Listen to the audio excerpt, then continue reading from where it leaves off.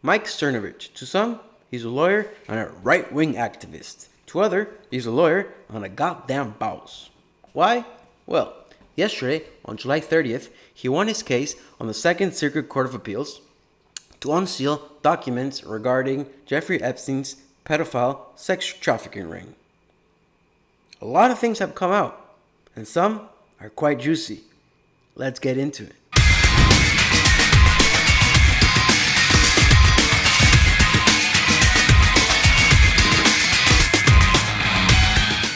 Alan Dershowitz, one of America's most prominent and famous lawyers, admired for his knowledge on criminal and constitutional law. You might know him because he was part of the Dream Team, the team that got O.J. Simpson off.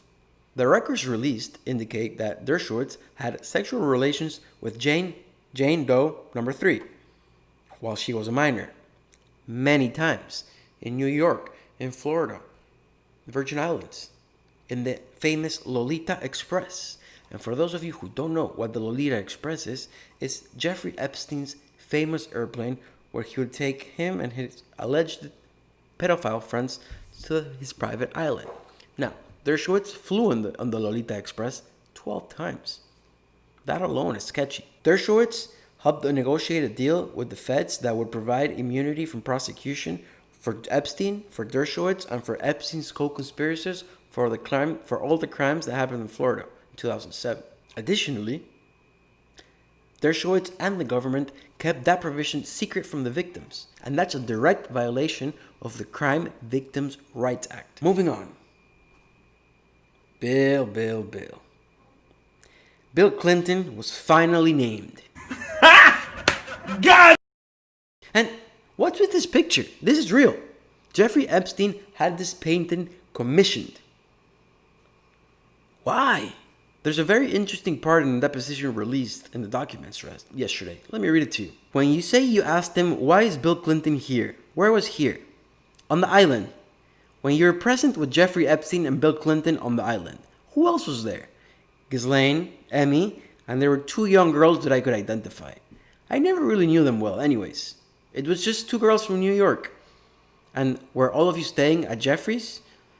And were all of you staying at Jeffrey's house on the island, including Bill Clinton? That's correct. He had about 4 or 5 different villas on his island separate from the main house, and we all stayed in the villas. Were sexual orgies a regular occurrence on the island at Jeffrey's house? Yes. Epstein apparently became enamored with Jane Doe number 3. And as you do when you love someone, you make them your sex slave for 4 years until they're able to escape to a foreign country. That's what you do when you love someone, right? Virginia Roberts was one of Epstein's victims. She describes how the interactions would usually start. Epstein would ask for a massage, and then either Epstein or Gladwell would escalate things into a sexual encounter or an orgy. On her 19th birthday, Epstein gave Virginia tickets to Thailand because he's such a nice guy. However, there was a small caveat. She was to bring back for him an underage girl. What a nice guy. Also released yesterday is an interesting exchange of emails between Ghislaine Maxwell and Jeffrey Epstein. This is made even more interesting by the fact that during her bail arraignments, Ghislaine Maxwell said that she hadn't talked to Epstein in decades. Let me read the 2015 email to you. He starts by sort of coaching her on what to say. Since Jeffrey Epstein was charged in 2007 for solicitation of prostitution, I have been the target of outright lies, innuendo, slander, defamation, and salacious gossip and harassment. Headlines made up of quotes I have never given, statements I have never made, trips to people and places I have never been, and it goes on and on.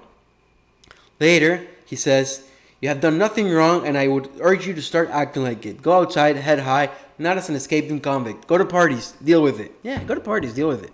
You're fine.